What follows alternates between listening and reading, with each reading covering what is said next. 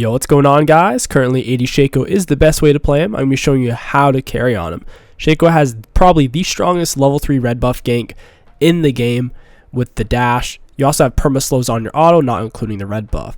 To set up your initial clear, get a box down no later than the 35-second mark. This will guard you from enemy invades. Against really annoying enemy teams will try to mess up your boxes. That is a legitimate concern you should have as a Shaco player. So 35-second mark, we lay the box because they're on a 15-second cooldown. The first actual box for your camp, you're going to lay 51 second mark because they only last 40 seconds. The camp spawn in at 130. So we're going to lay this one on Raptor, the next one on Raptor, third one on Red. We want the one on Red, though, to make sure it's not actually in range of it when it spawns, because this is going to be like our leash tool, to where we're just going to hack down Raptors, do the Red, Krugs, and then we're ready to gank.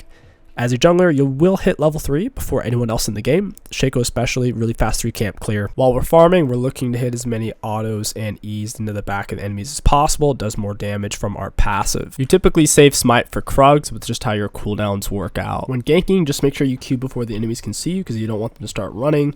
We're going to pressure down with the red buff autos immediately. You can lay box, but if your opponent has flash, a lot of the times if you can't get up super deep behind them, laying box isn't worth it, because you're taking time to lay box instead of autoing, and they're just going to flash away.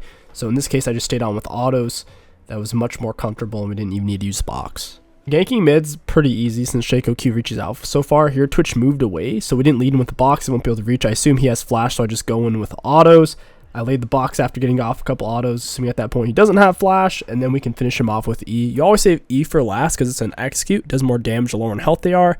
Plus, when your E is not on cooldown, every single one of your auto attacks slows. It makes Shaco super hard to get away from in ganks, and that's why AD Shaco goes Hellblades 100% of the time. He has really no other keystone. We managed to do 2 ganks and 4 camps, and we can still get to scuttle on spawn, which is really, really nice. Level 4 isn't a big deal for Shaco necessarily anyways. Twitch is just pushed up here, so we Q out a bush. By the time he sees us, it's kind of too late. We have Relentless Hunter, so we're moving faster than he is, assuming he doesn't have boots. I mean, I don't have boots. We save E for last, and he gets wrecked. First recall, you always want to try to get team at a Giga Boost Shaco clear speed, because he doesn't have very good AoE clear as AD Shaco, because his box doesn't do much damage. On AD Shaco, you max box last, so you need the Profane Hydra rush into really any 2 items, but the core is Profane Hydra, typically into Volcanic Sword, and then third Opportunity or Infinity Edge. Looks like Garen went toward Pixel Brush. We Q over the wall. He doesn't overhear. Since we're deep behind him, we throw down the box, block off his escape route, pound him with autos, and we're going to hold on to E for as long as possible. Keeping close track of my health, we do want to try to time our E towards hitting him in the back to maximize damage output if possible. Staying to help push the wave is really good once you have team at in particular. We can get a lot of extra XP and help our teammate get plates, put the enemy laner even farther behind. Shaco's super snowball, so absorbing as many resources as possible is super, super important. He's not a late game full build type of character. You want to try to end early on him if possible. Now that we have a pretty big lead invading the enemy jungler, regardless of what character they are, I saw his blue was gray, which is a minute or less respawn, then it turned yellow, which is 10 seconds or less, so we hauled over there. He probably saw us, but I set up a defensive box, and now I got to be patient for my cooldowns on Q and W. I know I can solo E because once again, I'm fed. I also have Ignite. York ends up rotating. E goes in on a bit of a greedy engage. We catch him out with our slow autos. I path back for a moment just because the Garen threatening me. I didn't have R or Q, so I just had to respect it a little bit for a fraction of a moment as my teammates caught up. Now that E's dead, we can take the grubs with no resistance and then still invade him on his blue and look for the kill. It's not completely ideal. I should have actually saved smite for blue just in case he shows up and smites it. You do heal when you kill the primary jungle camp like a blue buff, big raptor, or big wolf, so saving smite would have been best. Don't feel too bad about kill stealing. In this situation, Garen might have lived, and we can snowball really hard with it. Teemo and Garen aren't going to be spawned in for a hot minute. Neither one has TP, so we're going to shove the wave fast as we can. We'll pop R, team at. Using our R for pushing honestly isn't that bad on Shaco, especially in a situation where you can get plates and deny even more CS. You have to really put yourself in that mindset. Most ganks, you don't need your ultimate anyways. You're already strong enough to fight 2v1 or 3v2, to where your ultimate is truly best used as you take Dragon faster, you take Grubs faster, you take Herald faster, you solo somebody with it. But for ganks, you don't typically need it unless you or your teammates are at a huge disadvantage. In terms of who you're going to focus on ganking, it's mainly based around the enemy's mobility. If it is a very mobile character like LeBlanc, it's going to be tricky. If it is someone who lacks dashes altogether, like a Twitch Garen, it's pretty easy.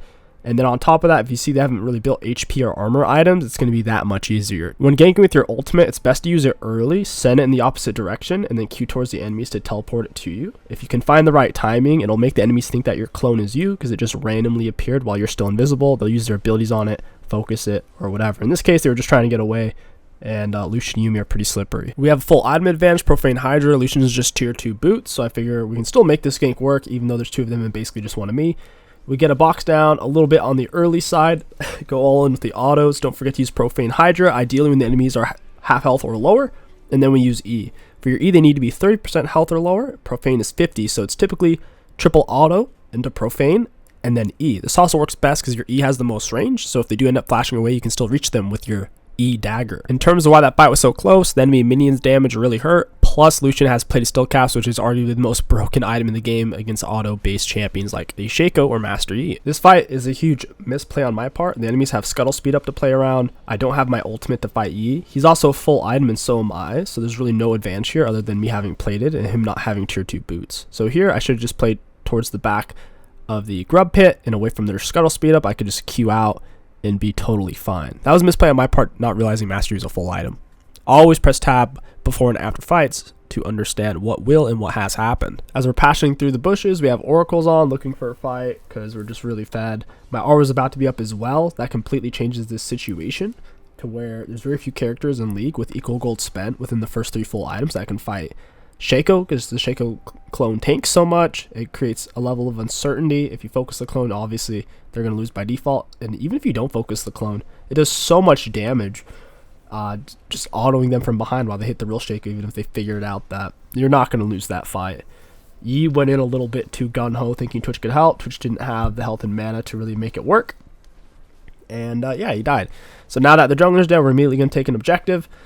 We see Yi's camps are going to be up here soon, and we'll try to capitalize on that. In League, the best invade is an invade where you kill the enemy champion and you take the camp. There's usually a weak link on any given League of Legends team and any given rank.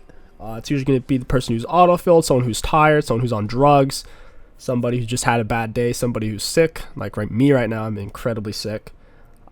So this Twitch, I kind of identified as their weak link. He's constantly pushing. He's constantly not really positioned to survive ganks. Just kind of waiting for Yi, figuring out what he's going to do. We have a defensive box set up. He's low, so we can just run out, triple auto into Profane Hydra and finish him off. We're already here and our mid laner's dead, so we're going to giga dump the wave, get a crap load of gold and XP, and then proceed to take all of these camps. Even though our camps are up, it's pointless to farm them since we can consume the enemy camps, which puts us in better positions to gank and simultaneously puts our opponents behind.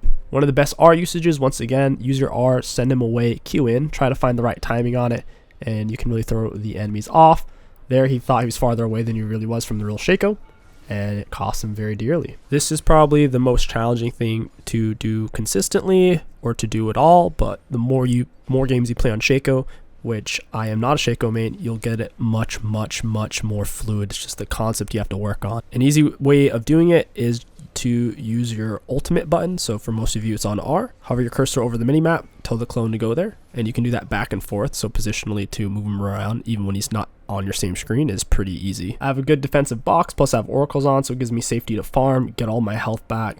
This is way better than resetting, because not only do I get all my health back, but the enemies don't necessarily expect me to be on the map here, so we can pick up another quick gank on Twitch, and plus Mastery is now even farther behind. The primary factor in pressing an advantage is gold spent. So right now I'm sitting on a lot of unspent gold. I have to take that into account when I'm taking ganks and fights, particularly solo fights. In ganks, it doesn't really matter that much since you'll have a person advantage. Presumably, for example, if I gank mid, it's 2v1. It doesn't really matter if I have 0 items at that point. Relentless Hunter really does end up earning its worth on Shaco. Being able to run people down when you're invisible, whether they know you're there or not, is absolutely huge. If you can't make contact, there's not a whole lot of value Shaco can provide, because a single dash is a decently long cooldown. So here we Q out of the bush, we got E, and we don't even have to use our E or Ignite. We just triple auto into Profane. I lay a W over the wall, check for wraps, then we can proceed to brutalizing his jungle or looking for more ganks. Once again, we are looking for an invade opportunity, primarily on buffs where we can kill the enemy jungler and take the camp. Gets you super far ahead. I use a box defensively. I don't lay it on the camp at this stage of the game. We don't need it to tank. or to really help our clear speed. So it's just defensive for us to retreat away from it if multiple enemies show up. We're on 2 full items here, a lot of gold spent. We can pop the wall, look for the triple auto into Profane Hydra. When you're in a super bursty situation and you know you don't need the fear from the box defensively, don't use it. It's just going to take up time. If they have flash, it's not really going to help you anyways. Best time to herald is right after you get a pick. It makes it hard for the enemies to defend it. This herald sets us up to take down a turret. You don't have to end with herald, but if you can get at least 1 turret off of it, it's a pretty decent value herald. Playing strictly for kill gold is pretty pointless, especially when you're already ahead. We have a huge advantage here. Why are we going to play for just kill gold when we can run from turret to turret, smashing them and taking the inhib? I'm just paying attention to where my minion waves are at and then following them in, laying a defensive box, using my R to block. Garen Spin will be on the cooldown by the time I get to him, so there's no risk of us dying, even though our ultimate's on cooldown. Just run him down with autos, ignite, get down a box behind him since he's kind of committing, and then we can finish him off with the Profane Hydra. I didn't bother to use my E since he's still well within auto range, and just in case he flashes. And that's pretty much it for Shaco, guys. With the right build and runes, the correct jungle pathing with the correct 3 camp initial start, he's a great carry. Just remember, once you have your gold lead, you are squishy, you're still killable, so be patient and watch the minimap closely.